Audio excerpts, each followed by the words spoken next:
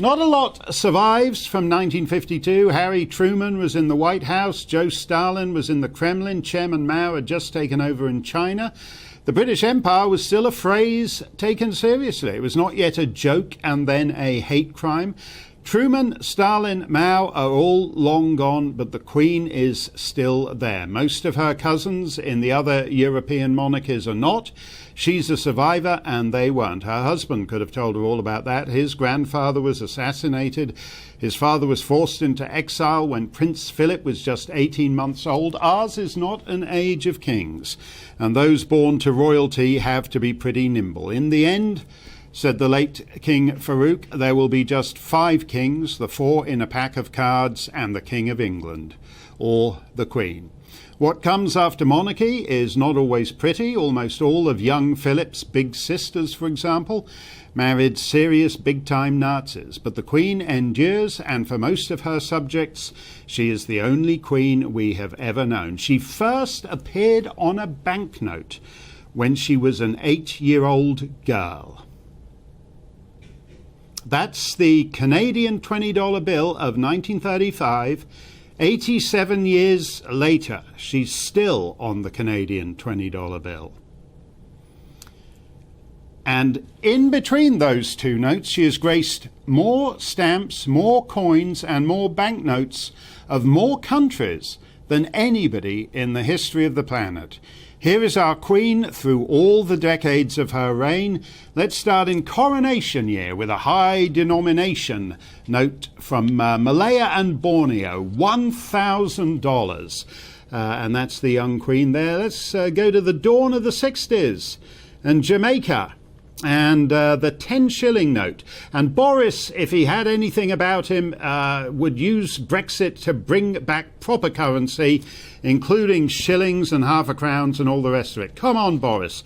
Great way to commemorate the Jubilee. Here's a pound note from Zambia as we move into the 60s.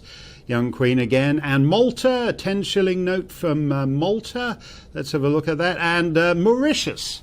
Can't just have shillings and pounds. This is 5 rupees in Mauritius. Here's, let's get into the 70s. Here's Australia when they renamed their currency the dollar as Commonwealth of Australia. And into the 80s, only one territory we could have for the 80s, the Falkland Islands £20 note. 1994, the Eastern Caribbean $5 bill.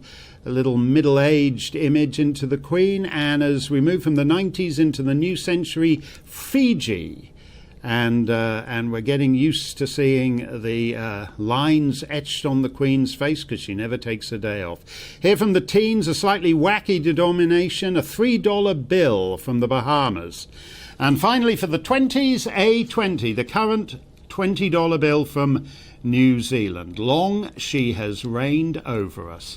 In Malta a couple of years back, Justin Trudeau toasted her at the Commonwealth banquet by noting that his dad had been her 4th Canadian Prime Minister and he was her 12th. Majesty has been such a constant presence in the life of Canada that a modern history of our nation could be written entirely with vignettes from your life. Here's one. In 1951, Princess Elizabeth attends her first hockey game at the legendary Montreal Forum. And another, in 1959, Queen Elizabeth opens the St. Lawrence Seaway.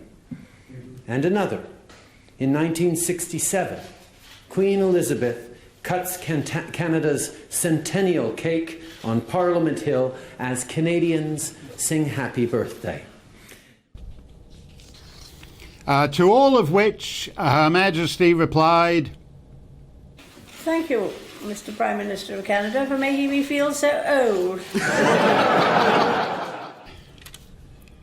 Well, the Queen is even older today, but there she was, as always, not in a great conclave of prime ministers, not a PM in sight, thank God, but in splendid isolation, save for her cousin, the Duke of Kent, on the Buckingham Palace balcony. Working for the Free French in London during the war, Simone Veil found herself pondering why, among the European powers, only England had maintained a centuries-old tradition of liberty. She was struck by the paradox of the Westminster system, that ultimate power is vested in one who cannot wield it in any practical sense, except that by the mere fact of her existence, she diminishes the politicians.